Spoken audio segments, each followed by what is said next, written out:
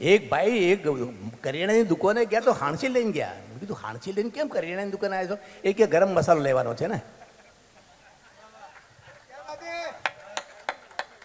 કારણ જ્યારે ઉપડે તારે આપણા ઉપર છે, આપણે કંઈ એવું કંઈ છે જ નહીં. ઘણીવાર એવું બનતું હોય છે. હવે આ થોડીક વાર થશે પણ તમને મજા આવે છે એટલે એક દાખલો આપી દઉં. કોઈ માણસ જેટલું બોલતું હોય અમારા સાથે હતો ભાનુ ત્યારે આપણે પ્રોગ્રામ કીધો હતો ખબર છે.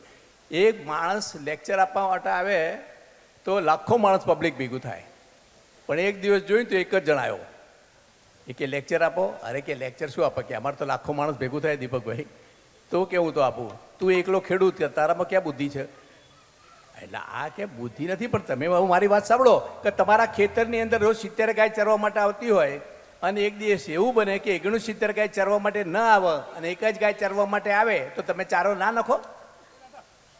મહારાજ કે નખું ને તો કેમ સમજીને નખો? એક આ તો હારો બુદ્ધિશાળી લાગે છે એટલે એને 2 કલાક સુધી બેસાડી દીધો. 2 કલાક સુધી બેસાડી દીધો. પેલા 2 કલાક સુધી લેક્ચર સાંભળ્યું પણ ખરા. 2 કલાક સુધી લેક્ચર આપ્યું, પેલા સાંભળ્યું ખરા. 2 કલાક પછી ઊભો થઈને મહારાજના જઈને કે મહારાજ પછી 70 ગાયનું ઘાસ એક જ ગાય નહીં ખવડાવવાનું. જે સમજાય એને અભિનંદન, ન સમજાય એના અભિનંદન. મારા વાલાને વઢીને કહેજો. એ છે ને હા, મને કારણ કે મારી થોડીક લાઈન પણ એ મસ્ત ગીત આપણે સાંભળીએ. હે મથુરાના રાજા થા છો,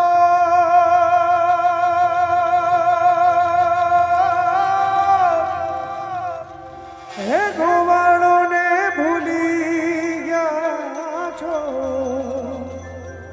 હે મથુરાના રાજા થા છો, હે ગોવાળોને ભૂલી ગયા છો, માનીતીને મોલે થયા છો ને,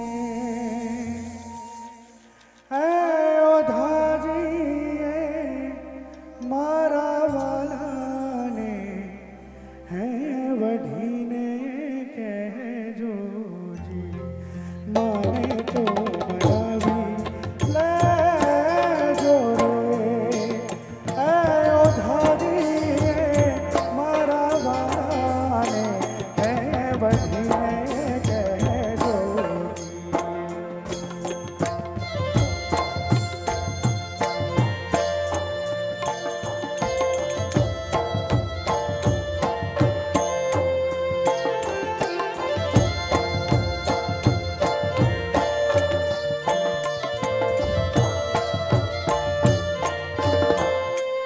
એક વાર ગોકુળ આવો,